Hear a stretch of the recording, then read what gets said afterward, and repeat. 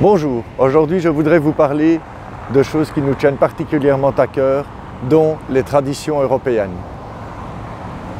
Nous demandons en tant que nationalistes européens que toute personne arrivant sur notre territoire en respecte les traditions. Nos traditions ont des siècles d'existence. Elles nous ont bercés étant enfants. Il y a eu d'abord les fêtes de Pâques que nous attendions pour garnir les œufs. Nous avons eu également la Saint-Nicolas, où nous attendions le 6 décembre avec impatience de pouvoir découvrir nos jouets. Ce personnage, avec sa mitre garnie d'une croix sur son âne et avec Père Fouettard, ce ramoneur qui l'accompagnait pour les enfants passage. Toutes ces traditions, nous allons malheureusement devoir les changer et les modifier. Nous avons aussi notre fête de Noël, où nous étions en famille, ce qui comptait beaucoup pour nous avec l'échange des cadeaux. Tout ceci, malheureusement, va tendre à disparaître. Malheureusement, toutes ces traditions bientôt vont changer. Nos vacances de Pâques devront s'appeler vacances de printemps, la Toussaint devra s'appeler vacances d'automne et nos vacances de Noël, vacances d'hiver. Nous allons également aussi perdre la croix de Saint-Nicolas.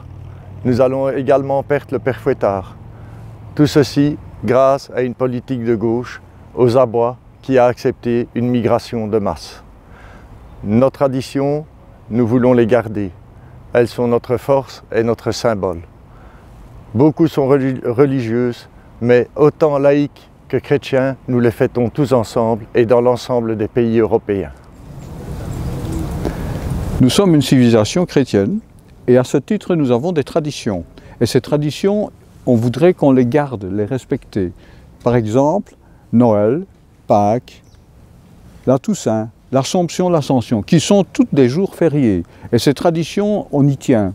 Le problème, c'est qu'il y a des jeunes qui ne savent même pas la signification de ces fêtes, alors que ce sont nos traditions et on voudrait les respecter. Ces jeunes qui ne savent pas, qui ne connaissent pas la signification de nos fêtes, de nos jours fériés, par contre connaissent la signification du Ramadan. Et je trouve ça anormal pour un pays chrétien comme le nôtre. Nous avons un symbole, une civilisation qui est représentée par une croix. Cette croix n'est pas seulement le symbole d'une croyance, mais à l'heure actuelle, c'est en plus le symbole d'une civilisation, la nôtre.